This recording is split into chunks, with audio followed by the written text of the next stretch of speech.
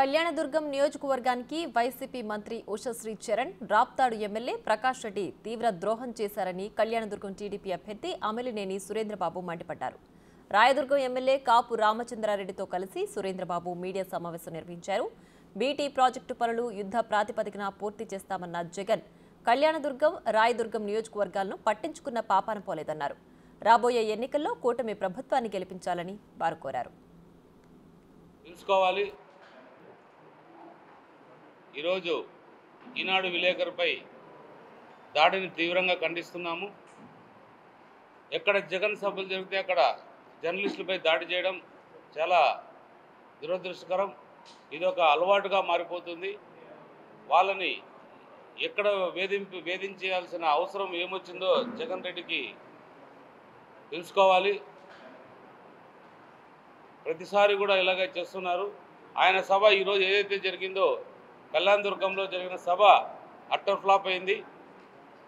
అది ఉద్దేశించి వాళ్ళ కార్యకర్తలు తట్టుకోలేక ఈరోజు జర్నలిస్టులపై దాడి చేయడం జరిగింది. అలాగే ఆయన ఏదైతే ఉందో మన మేనిఫెస్టో, చంద్రబాబు నాయుడు ఇచ్చిన మేనిఫెస్టో 2024లో మేనిఫెస్టో రిలీజ్ చేశాడు.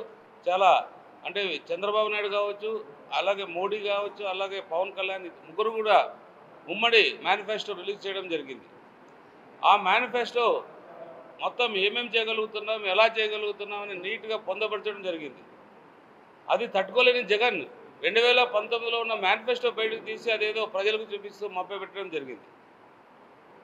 ఇప్పుడే నువ్వేం చేస్తున్నావు అనేది నువ్వు ప్రజలకు చెప్పాల్సింది పోయి నువ్వు ఎప్పుడో ఏదో చేస్తాను, నేను అవ్వాతాతలకు ఇచ్చాను, అది ఇది నువ్వు ఏదో చెప్పుకుంటూ వస్తున్నావు. అది చంద్రబాబు నాయుడు క్లియర్గా చెప్పాడు, అవ్వాతాతలకు నేను కూడా ఇస్తాను, అట్లాగే అందరూ కూడా ఆడపడుచులు అందరూ కూడా నేను ఇస్తానని ఈ మేనిఫెస్టోలో చెప్పడం జరిగింది. దాన్ని నువ్వు చెప్పుకోకుండా కళ్యాణదుర్గం ప్రాంతానికి నువ్వు ఏం చేస్తావో కూడా ఏది తెలియజేయకుండా నువ్వు కళ్యాణదుర్గంకి ఎందుకు వచ్చావో ఏం చెప్తున్నావో కూడా తెలియని పరిస్థితి. నువ్వు మిగిలిన సభల్లో ఏదైతే చెప్తున్నావో ఆ ప్రాంతం పేరు తప్ప మిగిలినదంతా అదే. For more videos like this, subscribe Big TV channel.